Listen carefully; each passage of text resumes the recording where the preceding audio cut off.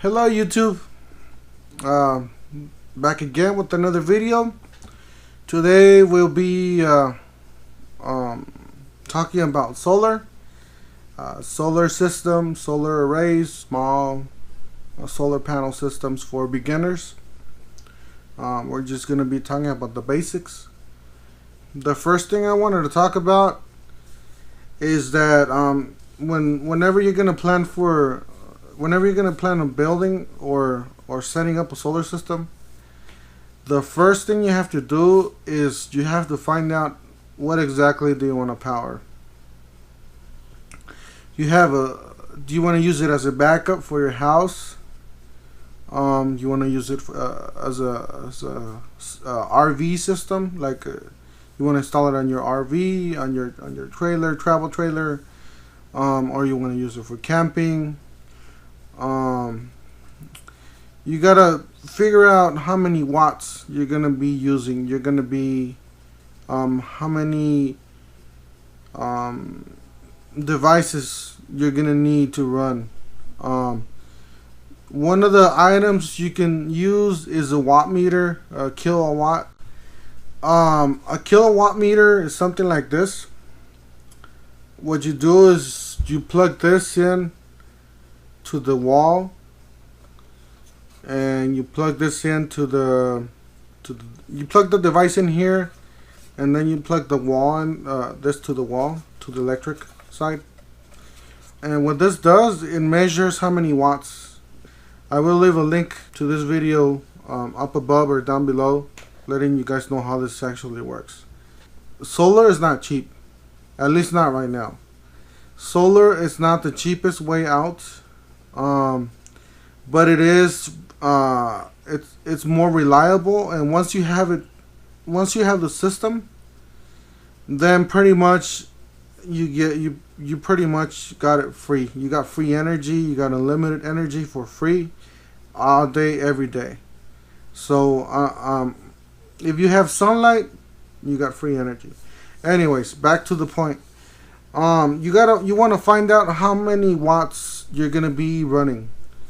You're gonna be using on how many devices, and then you have to let's say you're gonna be running a 5,000 BTU AC, and the AC takes 500 watts. All right, so the AC takes 500 watts, so you need at least 500 watts, or maybe more, probably 600. But let's say you need 500 watts to keep it maintained, because it doesn't always run at full peak. So you need 500 watts of solar power energy. So you need to get 500 watts in solar panels. You need to get solar panels. You need to get a charge controller that will handle 500 watts. And then you need to get batteries that will store that energy. The more batteries you can get, the better. I will make another video about batteries later. This is just the basics. So let's say you got a 12 volt, right? A 12 volt battery bank. Basically a battery with 12 volts, right? You need a battery with 12 volts, and you need an inverter. The inverter has to be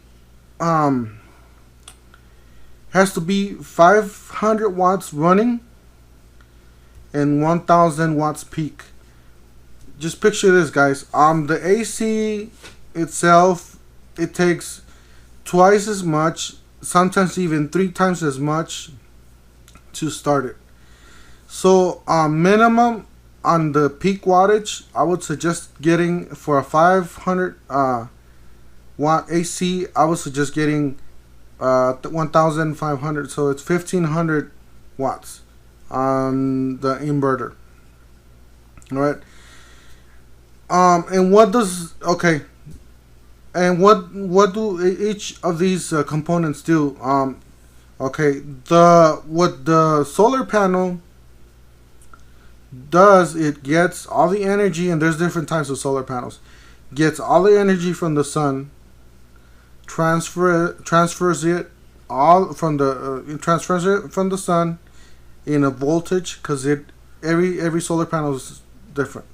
They got different voltages, but different amps, different. Anyways, it transfers it to the charge controller.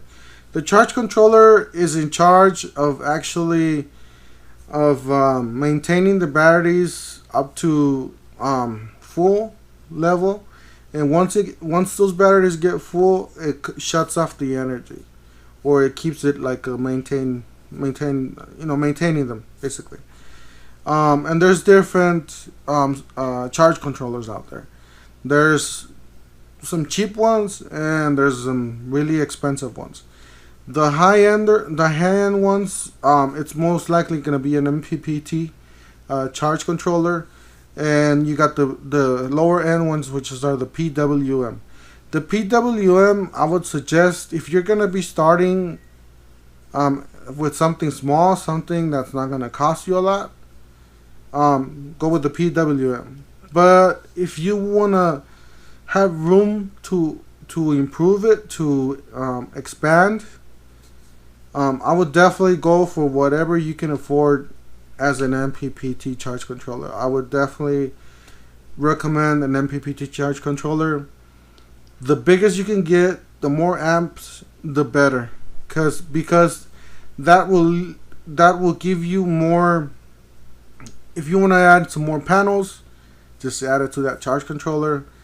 Because if you get a smaller one, a cheap one, or the smallest one, all you can do is just connect one or two solar panels. Maybe a couple hundred watts, and that's it. The charge controller.